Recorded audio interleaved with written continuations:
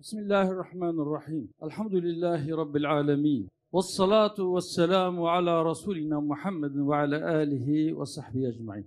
Saygıdeğer genel başkanlar, kıymetli adalet yanlıları, hakkın taraftarları, zulme karşı kıyam edenler. Allah'ın selamı, rahmeti, bereketi, mağfireti hepinizin üzerine olsun. Sözlerimin hemen başında bu mitingi tertip eden Saadet Partimizin Sayın Genel Başkanı'na ve onun şahsında bütün Saadet camiasına teşekkür ediyorum. Değerli dostlar, evet tam 615 gündür Gazze saldırı altında. Gazze'ye ölüm yağıyor, Gazze'de vahşet yaşanıyor, soykırım yaşanıyor. Siyonist vahşiler, soykırımcı katiller çiğnemedik bir kırmızı çizgi bırakmadılar. Savaşlarda kullanılması yasak silahları, savaşlarda asla vurulmaması gereken hastaneleri vurmak suretiyle kullandılar. Savaşlarda asla öldürülmemesi gereken çocukları fosfor bombalarıyla katlettiler. Hastanelerde, acil servislerde yalnız başlarına bırakıp öylece ölüme terk ettiler Küöz'deki çocukları. Kardeşlerim, 7 Ekim 2023'te bir tufan koptu, Aksa tufanı. Ardından o gün bugündür 20 ayı aşkın süredir bu soykırım, bu vahşet yaşanıyor. Hemen 7 Ekim sonrasında Türkiye'den yapılan bir açıklama, asıl hedef Türkiye'dir şeklindeydi. Benzer bir açıklama İran'dan da geldi. Hedef İran'dır dediler. Evet, aslında hem İran, hem Türkiye, hem Ürdün, hem Suriye, hem Irak, her taraf bu Siyonist vahşilerin hedefindedir. Onların sapık bir ideolojileri var. Onlar bu bahsettiğim ülkelerin idaresi altındaki toprakların kendilerine Allah tarafından vaat edildiğine inanıyorlar ve buralarda hakimiyet kurabilmek için her türlü vahşeti sergilemeyi kendilerinde bir hak olarak görüyorlar. Değerli dostlar, evet birer birer buralara saldırıyorlar. Peki bu gücü nereden buluyorlar? Siyonistlerin bu pervasız saldırılarının altında yatan sebep nedir? Bu ideolojilerine bu kadar bağlı olarak korkmadan her gün yeni bir yere ya da aynı anda 5-10 yere saldırma cüretini nereden buluyorlar? Gerçekten güçleri ellerindeki son teknoloji silahlardan ya da onları arkalayan Amerika gibi süper güçlerden mi kaynaklanıyor? Hayır. Benim kanaatim odur ki asıl sebep, asıl güç aldıkları nokta bizim dağınıklığımızdır. Bizim birbirimize düşmemizdir. Halbuki Rabbimiz bize emrediyor. Allah'a ve Resulüne itaat edin. Birbirinizle çekişmeyin. Sonra gücünüz gider, şevketiniz gider, devletiniz gider, korkuya kapılırsınız diyor. Ama biz bu ilahi fermana kulaklarımızı tıkıyoruz. Birbirimizle uğraşıyoruz. Kaşının üzerinde gözüm var diyerek birbirimizle didişiyoruz ve olan mazlumları oluyor. Yavaş yavaş birer birer o mazlumların ellerinde ne varsa onları gasp etmek, o mazlumları katletmek üzere her gün yeni bir savaş başlatıyorlar. Değerli dostlar, 20 aydan beridir orada bir katliam yaşanıyor. Meydanlar dolup boşalıyor. İnsanlar sloganlar atıyor. Bağırıyor, çağırıyoruz. Yardım konvoyları yollara çıkıyor. Kınamalar gürle. Ama maalesef bu katliamı bugüne kadar durduramadık. Belki de bizim sorunlarımızdan birisi şudur. Daha önce de çok söyledim. Bir kez daha tekrar edeyim. Her birimiz kendi yaptıklarımızı yeterli görüp bir başkasının yaptığını küçük görmeyelim lütfen. Her yapılan değerlidir. Ama toplamda hepimizin yaptıkları yeterli olmamıştır. Eğer olsaydı bugün orada katliam durmuş olurdu. Bugün 20 aydır direnen kardeşlerimize buradan sadece direnişe selam göndermekle yetinmemizden dolayı 20 aydır bu vahşet devam ediyor. Elde imkan yok, içecek su yok, yaralıyı tedavi edecek ilaç yok, yarasını saracak gazlı bez yok ama diren Hamas, diren Filistin. Davulun sesi uzaktan güzel geliyor değil mi? Evet, Filistin direniyor. Bütün yokluklarına rağmen ve bizden daha özgürler. Çünkü bizde zihinler işgal altında, İşgal altındaki zihinler bir şey yapamıyor Filistin'deki kardeşlerine. Hepimiz söylüyoruz. Siyonist güçten anlar. Merhum Erbakan Hoca'ya bir kez daha rahmet olsun. Evet, Siyonist güçten anlar. Peki o gücü kim kullanacak? Bu meydandaki siviller mi? Gazze'deki kardeşleriniz sizden dua bekliyor. Ama İslam ülkelerinin ordularının oraya gitmesini bekliyor. Ama değerli dostlar, Allah hepinizden razı olsun. Evet, biraz önce söyledik. 17 Ekim'den sonra hem Türkiye'li yetkililer hem İranlı yetkililer asıl hedef biziz dediler. Doğru, herkes hedefte.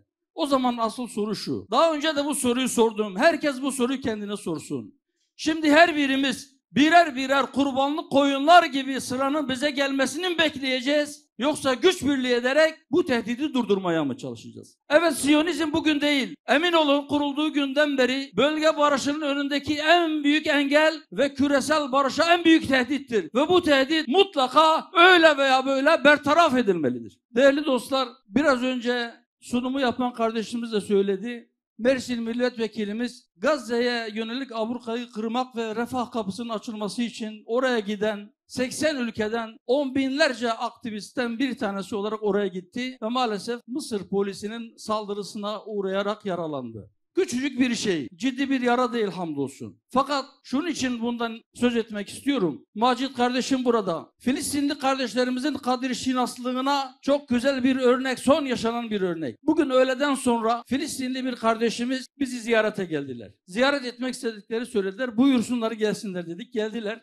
Faruk Bey için, Mersin Milletvekilimiz için geçmiş olsun dileklerini ve teşekkürlerini iletmek için. Ben de onlara şunu söyledim. Ebu Abidin İsmail Haniye'nin söylediği gibi bizim kanımız Filistin'de kanı dökülen masum çocukların kanından daha değerli değildir. Lafı mı olur bunun? Ama yine de bu kadar acı yaşayan bir milletin temsilcisi olarak başından birkaç damla kan akan birisi için bize teşekkür etmeye gelmişler. Değerli dostlar, bu kadirşinas insanlar için, bu kahraman insanlar için, bu insanlığı savunan kahramanlar için emin olun ne yaparsak azdır. Vallahi ne yaparsak azdır. Öyleyse ablukayı kırmak için, bu soykırımı durdurmak için, oradaki kardeşlerimize ihtiyaç duydukları maddeleri göndermek için sadece karadan, sadece denizden değil, belki bulabildiğimiz her yoldan konvoylar oluşturup oraya yürümek gerekir. 20 aydır destansı bir direnişi ortaya koyan Gazze'li kardeşlerimizin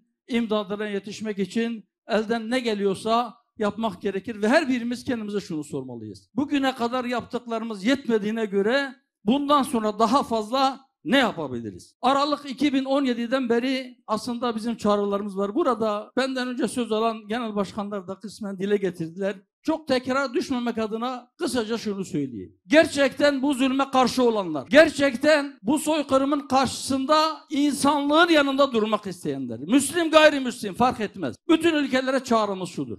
Asıl olması gereken aslında bu Siyonist terör örgütünü devlet olarak tanımaktan vazgeçmektir. Bizim talebimiz budur. Ama diyoruz ki eğer bunu yapmıyorsanız veya yapamıyorsanız o zaman hiç olmazsa şu katliam devam ettiği müddetçe hava sahanızı kapatın, limanlarınızı kapatın. Onların diplomat kılıklı o Siyonist katillerin sizin ülkenizde bulunanları deport edin. İstenmeyen adam ilan edin ve kendi elçiliklerinizi de kapatın, onları geri çağırın. Onların katıldığı spor müsabakalarına bile gitmeyin, takımlarınızı göndermeyin. Korkmayın, bir şey olmaz. Eğer birlikte hareket ederseniz emin olun bir şey olmaz. En son şunu söyleyeyim kardeşlerim, yani o birlik beraberlikle ilgili bir ilahi kelamı daha hepinize hatırlatmak istiyorum. Estaizu billah. وَالَّذ۪ينَ كَفَرُوا بَعْدُهُمْ اَوْلِيَاءُ بَعْدٍ. İnkar edenler birbirlerinin dostudurlar, birbirlerinin velisidirler, birbirlerine arka çıkarlar, yardım ederler. İlla tef'aluhu, eğer siz de bunu yapmazsanız, siz birbirinize destek olmazsanız, siz birbirinize arka çıkmazsanız, tekun fitnetun fil ard ve fesadun kebir. Sadece sizin bölgenizde değil ya da bugün sadece ateş altındaki yerde değil, yeryüzünde bir fitne. Evet, yeryüzünde bir fitne ve büyük bir fesat çıkar diye Rabbimiz bizi uyarıyor. Öyleyse ey iyilikten, ey adaletten, ey kardeşlikten, ey barıştan, huzurdan, insanlıktan yana olanlar, siz de birbirinize arka çıkın. Yoksa vahşiler, yoksa katil sürüleri birbirlerini arkalayarak birer birer mazlumları bebeklere kadar katlediyorlar. Ve en son kardeşlerim, gevşemeyin, üzülmeyin. Eğer inanıyorsanız üstüne olan sesini. Öyleyse bütün kardeşlerime buradan sesleniyorum. Bizim Allah'la bağlarımızı güçlendirmeye ihtiyacımız var. Bizim daha güçlü bir imana, daha güçlü bir inanca, daha güçlü bir dayanışmaya ihtiyacımız var. Vallahi bir olursa, vallahi ölümden korkmadan zulmün üzerine gidebilirsek Siyonistler geldikleri gibi gidecekler. İşte o gün gidecekler Sayın Genel. O gün gidecekler. Ama o günün gelmesi için bizim ihtiyacımız olan şey وَاَعْتَصِمُوا بِحَبْلِ اللّٰهِ جَمِيعًا وَلَا تَفَرَّقُوا. Allah'ın ipine sımsıkı topluca hep beraber sarılın ve sakın tefrikaya düşmeyin. O gün geldiğinde onlar da valizlerini toplamaya fırsat bile bulamadan geldikleri gibi defolup gideceklerdi inşallah. Değerli dostlar, Allah'ın izniyle her birimiz bugünden sonra biraz önce dediğim gibi kendimize bir daha soralım. Daha fazla ne yapabiliriz? Ve gerçekten hem karadan hem denizden Gazze'ye doğru, Filistin'e doğru daha büyük konvoylar tertip edip yola çıkma zamanı geçiyor. Bir an önce bunu başlatmak gerekir. Allah'ın selamı, rahmeti, bereketi üzerinize olsun diyorum. Vesselamu aleyküm ve rahmetullahi ve berekatuhu.